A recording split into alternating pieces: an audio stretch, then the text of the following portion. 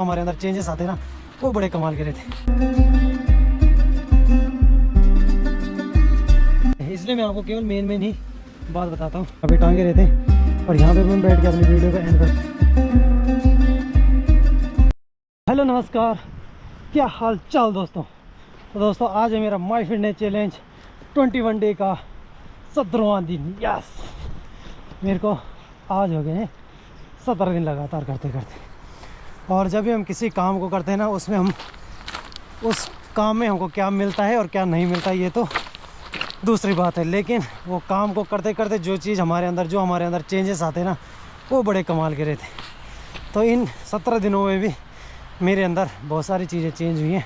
तो चलिए आज है मेरा एब्स का डे और करता हूँ अपने एब्स की एक्सरसाइज को शुरू। कल तो यहाँ पे गाय भी थी यार, आज तो गाय भी नहीं है। मज़ा आ जाएगा आज। गाय की वजह से सब ठीक है, गायों को भगाना भी ठीक नहीं रहा यहाँ से। तो कल मैंने थोड़ा सा इस साइड करी एक्सरसाइज और आज करूँगा मैं अपने अड्डे पे। ये है एब्स जिसको बोलते हैं 6 पैक एब्स। अभी तो मेरा फैमिली पैक है, एक भी एब्स नहीं निकले मेरे इतने दिनों में। क्या होगा, तो डिसिप्लिन में रहना आ गया ना, तो एब्स तो क्या कुछ भी बन सकता है। ऑलराउंडर पत्थर है ये, कभी इसको डंबल बना दो, कभी इसको बैठ के एक्सरसाइज कर। सबसे पहले करेंगे नॉर्मल से शुरू।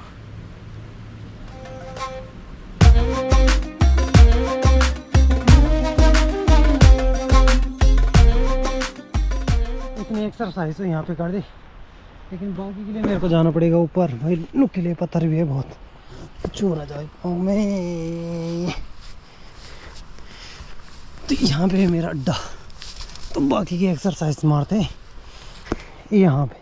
यहाँ पे सही है, थोड़ा सा रेत है मगर करने के लिए सही है। थोड़ा सा ढलान भी है यहाँ पे, ऐसे सीधा होता है ना।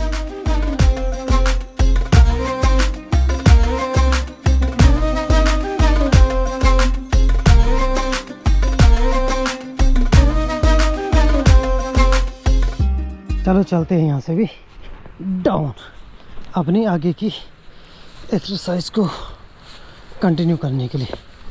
अब है मेरा माउंटेन क्लाइंब। है जल्दी रेपिटेशन मारने में बहुत ज़्यादा थकान लग जाती है यार। अब मैं थोड़ा सा रेस्ट लेना पड़ेगा यार, 1-1.5 मिनट का रेस्ट और फिर मारूंगा माउंटेन क्लाइंब। मसल बनाने के लिए सबसे ज़रूरी है प्रोटीन, और एक इंसान को एक दिन में उतने ग्राम प्रोटीन खाना चाहिए जितना उसका वज़न है। अगर किसी का वेट 30 किलो है तो उसको 30 ग्राम प्रोटीन खाना चाहिए रोज़। अगर 40 किलो है तो 40 ग्राम प्रोटीन खाना चाहिए रोज़। किसी भी नॉर्मल आदमी, ज़रूरी नहीं कि उसी को जो एक्सरसाइज कर रहा है या जो जिम करता है, कोई भी नॉर्मल आदमी हो और जो बॉडी बिल्डिंग करता है उसको तो ज़्यादा ही प्रोटीन की आवश्यकता होती है। और ना जो मैं अपनी वीडियो के एंड में भगवद गीता के बारे में बताता हूँ ना भाई, 700 श्लोक की वो किताब है। 21 दिन में अगर 700 श्लोकों को अगर डिवाइड करोगे ना तो वो कम से कम आएंगे,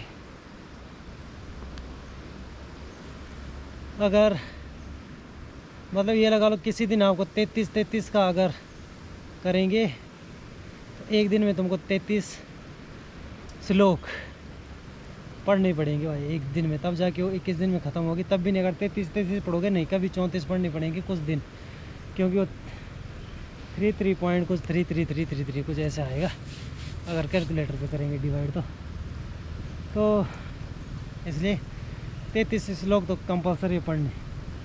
तो अगर मैं 33 के 33 श्लोक बताने लग गया ना आप लोगों को, तो ये वीडियो ही 10 मिनट की वीडियो ही आधा घंटा की बन जाएगी। अगर मैं 33 को भी आपको थोड़ा सा प्रॉपर ढंग से बताऊंगा, इसलिए मैं आपको केवल मेन ही बात बताता हूँ। ये रेस्ट हो गया कंप्लीट, थोड़ी देर बैठ के अब करते हैं अपना माउंटेन क्लाइंब।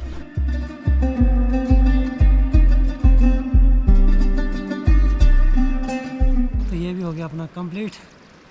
तो आज हैंड स्टैंड की प्रैक्टिस नहीं करूँगा, कल मेरी थोड़ा सा कलाई मुड़ गई थी यार यहाँ पे। तो हैंड स्टैंड में भी अब सीधा तीसरा दिन, कल भी नहीं करूँगा, परसों भी नहीं करूँगा, क्योंकि कलाई में दर्द हो रहा है ना। क्योंकि मेरे को यहीं पे केवल काम नहीं करना है, इससे मैं जहाँ जब मैं ड्यूटी करता हूँ तो वहाँ भी हम इससे बहुत काम करते, चीज़ों को उठाते वो करते, इस वजह से इस पर मैं ज़्यादा जोर नहीं देता हूँ। आज करता हूँ मैं अपना फाइनल, आज के माई 21 डे चैलेंज का फाइनल एक्सरसाइज। आज करेंगे होल्ड।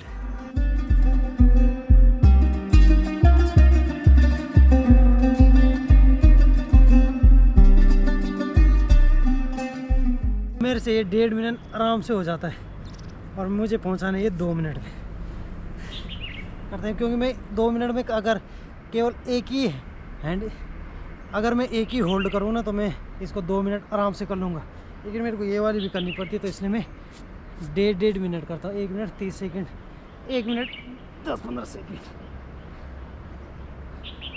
ये वाली सबसे टफ होती है।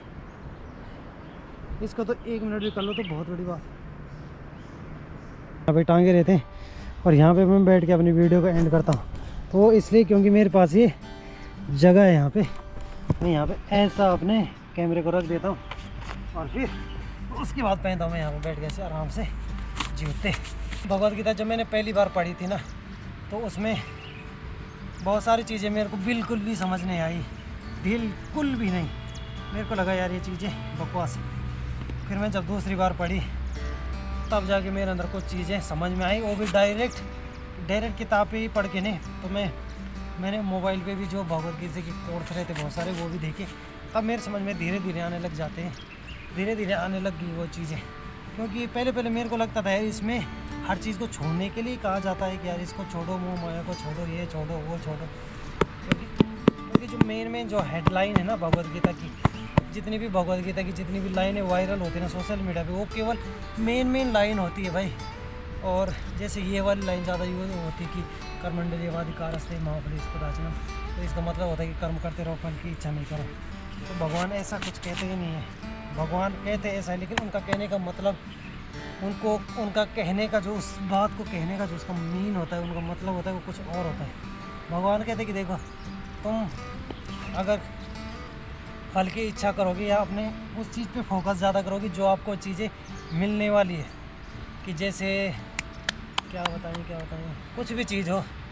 जैसे अगर मैं ये सोचूं कि मैं यूट्यूब पे मेरे अच्छे सब्सक्राइबर हों, अच्छा मैं बड़ा यूट्यूबर बनूं, और मैं अपने ये वर्कआउट जो भी मैं ब्लॉगिंग करता हूँ आजकल, जैसे मैं अपना फिटनेस पे काम करता हूँ, मैं फिटनेस वाले ब्लॉग बना रहा हूँ, वैसे मैं डेली लाइफस्टाइल ब्लॉग भी बनाता हूँ और आगे करूँगा मैं ये चीज़ें कि कंटिन्यू में ब्लॉग डालते रहूँगा रोज़। तो अगर मैं केवल ये सोचता रहूँगा कि मेरे एक दिन बड़ा ब्लॉगर बनूँगा, मैं एक दिन बड़ा व्लॉगर बनूँगा, एक दिन मेरे मिलियन में व्यूज़ आएंगे, मिलियन में ऐसा करूँगा वैसा करूँगा, मतलब फल के बारे में मैं अगर ज़्यादा सोचूंगा ना, तो मेरे अंदर एक मेंटेलिटी बनेगी कि मैं वहाँ जाके मैं अपनी एक मेंटेलिटी बना दूँगा कि मैं वहाँ जाके ये बनूँगा, और जब मैं वहाँ पे पहुँचूँगा और मैं वो बन जाऊँगा तो मेरे अंदर ईगो आएगा और मैं बोलूँगा यस मैंने कर लिया ये चीज़ें, और थोड़ा सा मेरा माइंड सेट फिर चेंज हो जाएगा, मेरे को चीज़ें मिल जाएंगी, मैं थोड़ा कंफर्ट जोन में चला जाऊंगा और मैं अपना जो मेरा काम है उससे मेरा फोकस हट जाएगा।